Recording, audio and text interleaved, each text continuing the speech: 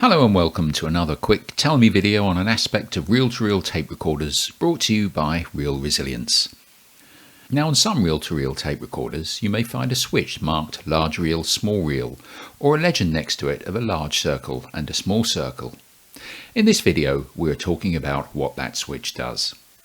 On a tape machine, if the motor torque was uniformly constant, then the back tension torque of the supply reel will become stronger as the tape diameter becomes smaller during play. In order to keep the tape tension constant, even as the tape diameter changes, some form of tension regulation must be employed. On domestic grade machines, those only capable of holding 5-inch diameter reels, this change in torque doesn't really present much of an issue for the machine, and since most of these machines were built to a price that the public was willing to pay, any shortcomings in back tension caused by this lack of regulation would just have to be accepted. But on higher end professional grade machines, constant measurement of the tension of the tape and the adjustment of the torque of the motors was carried out by the supply and take-up motor tension arms, which then controlled the voltages being sent to their respective motors. However, this method of control is costly in terms of mechanical design and the electronics employed.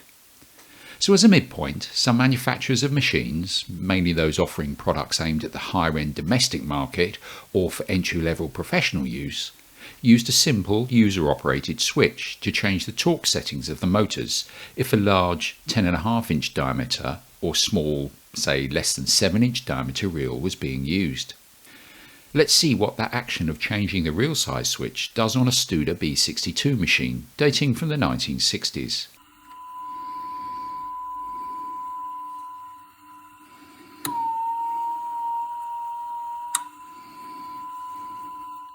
As you can hear, with a constant tone being played from a near full 7-inch reel of tape, the action of changing the switch causes the power being sent to the spool motors to change, thus altering the amount of torque they offer, which in turn has an effect on the back tension and thus the ability of the pinch roller and capstan to pull the tape across the heads at a constant speed.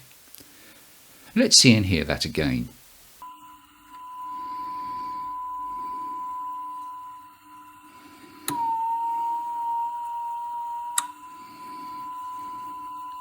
If your machine has such a reel size switch, then it's recommended that you set it to the correct position to correspond to the size of reel you are playing or recording on. The user manual specific to your machine will give you more details as to what is classed as a large or small reel by your machine, but, as mentioned, as a guide, a small reel is classed as being one of 7-inch diameter and under. Incidentally, that action of this switch is usually only effective in play or record modes, and not in wind or rewind. In this operation, the machine has a fixed amount of torque for the take-up reel and the supply reel applied to it, this swapping between motors in forward wind and rewind. This is why some machines struggle to rewind the tape, slowing down or even stopping near the end of the winding operation.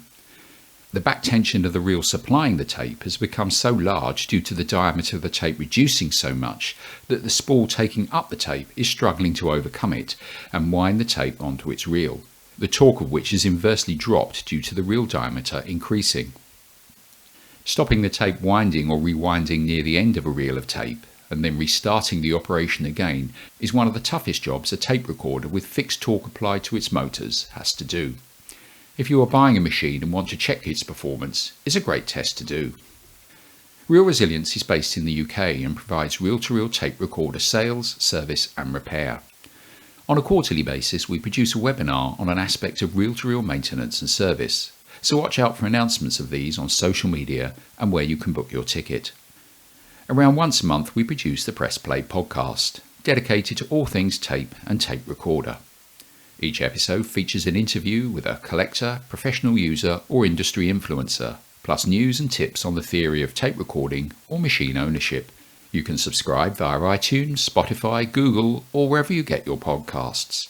And the last 5 episodes are also available on the Reel Resilience website, found at www.reelresilience.co.uk. The website features free PDF downloads of documents relating to tape recorders, useful links to apps applicable to machine ownership, and a shop stocked with accessories and spares for your machine.